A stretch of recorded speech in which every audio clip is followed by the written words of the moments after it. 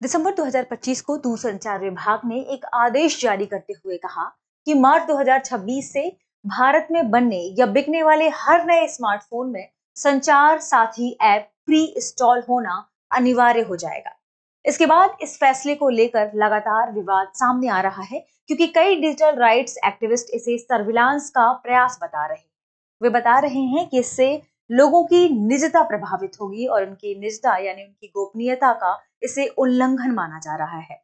तो आज के करंट न्यूज में हम इसी ध्यान रखिएगा, संचार साथी ऐप के बारे में ही चर्चा करने वाले हैं कि संचार साथी ऐप क्या होता है और यह कब लॉन्च किया गया था, इसके पीछे इसे लॉन्च करने के पीछे सरकार के क्या कारण रहे हैं और इसे विवाद किन कारणों की वजह से ये विवाद में आ गया है।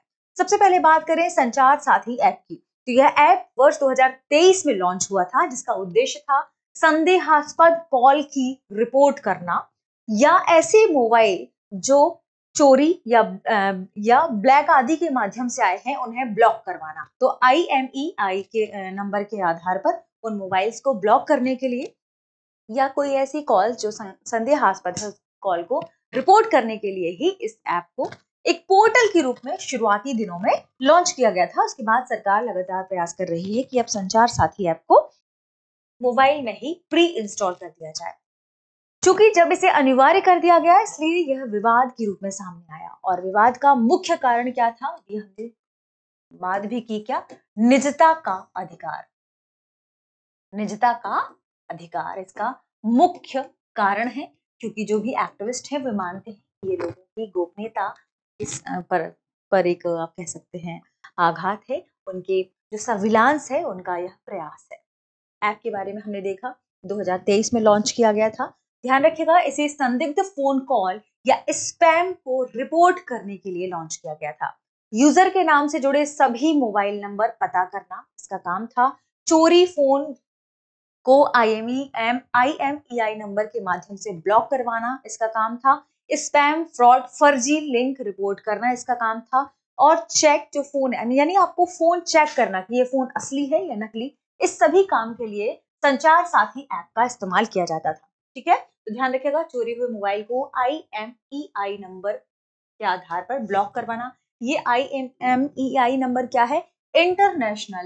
इंटरनेशनल मोबाइल, आप यहां पर कह सकते हैं जो आइडेंटिटी है उसकी, इक्विपमेंट की आइडेंटिटी, इससे लेकर ये नंबर बताया जाता है। तो international mobile equipment identity IMEI number कहलाता है। नकली या डुप्लीकेट जो IMEI वाले फोन है उनकी पहचान करना, बैंकों और वित्तीय संस्थाओं के भरोसेमंद नंबर को ढूंढना, अंतरराष्ट्रीय स्पैम कॉल को रिपोर्ट करना, ये संचार साथी ऐप का काम था। और अभी तक चूंकि संचार साथी ऐप जो था अनिवार्य नहीं था, इसका प्री इंस्टॉलेशन अनिवार्य नहीं था, इसके बावजूद इसने लगभग 42 लाख से अधिक मोबाइल ब्लॉक इसके माध्यम से कराए गए हैं। 26 लाख इससे जो फोन चोरी हुए हैं उसे ट्रेस किया गया है, और लगभग 288 लाख लोगों ने इसे मोबाइल कनेक्शन के लिए इसे चेक किया है। इस वजह से जब इतनी डिमांड हुई है, इसका हुआ है, तो सरकार ने प्रयास किया कि पहले से ही ऐप में मोबाइल में इसे जोड़ दिया जाए एक ऐप के रूप में। सरकार का इसका क्या पक्ष है? सरकार का इसे लेकर यह कदम लोगों को फ्रॉड से बचाने के लिए उठाया गया है, ऐसा सरकार ने कहा है। इसके अलावा उसने कहा कि इससे जो चोरी के मामले हैं, फोन चोरी के मामले हैं, उनको रोका जाएगा। लोग नकली फोन खरीदने से बचेंगे, इसलिए ऐसा किया जा रहा है।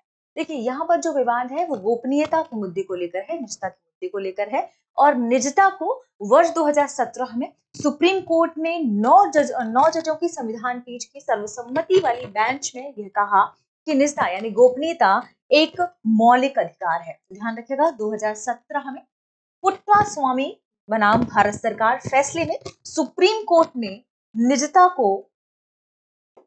को मौलिक अधिकार के रूप में शामिल किया है। मौलिक अधिकार के रूप में शामिल किया है। अब आपको कमेंट सेक्शन में बताना है कि निजता का जो अधिकार है वह भारतीय संविधान के किस अनुच्छेद के अंतर्गत आता है। आपके लिए एक और नई बड़ी सूचना है। सूचना यह है कि यदि आप घर बैठे IAS UPSC की प्रिपरेशन करना चाहते हैं तो दृष्टि IAS ने लॉन्च किया है एक नया studio GS foundation live online course. इस लाइव ऑनलाइन कोर्स की खास बात यह है कि सबसे पहली बात, इसकी फीस बहुत कम है, मात्र 24,999 रुपए।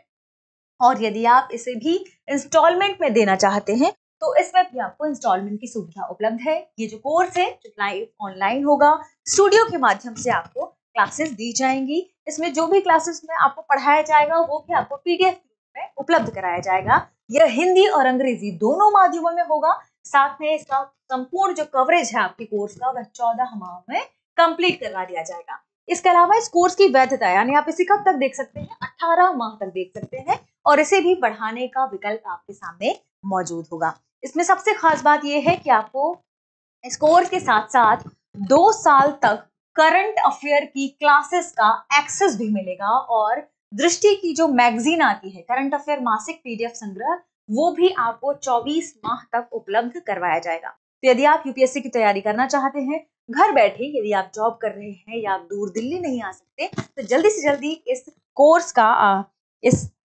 आप लाभ ले सकते हैं। ध्यान रखिएगा एडमिशन शुरू हो चुके हैं, तो आप कॉल करें एडमिशन लेने के लिए 8750187501 पर, या आप डाउनलोड करें दृष्टि लर्निंग ऐप। दृष्टि लर्निंग ऐप में आप विजिट करेंगे तो वहां आपको इस कोर्स के बारे में डिटेल से जानकारी मिल जाएगी और आप कॉल भी कर सकते हैं और इस कोर्स को आप दृष्टि लर्निंग ऐप से खरीद सकते हैं।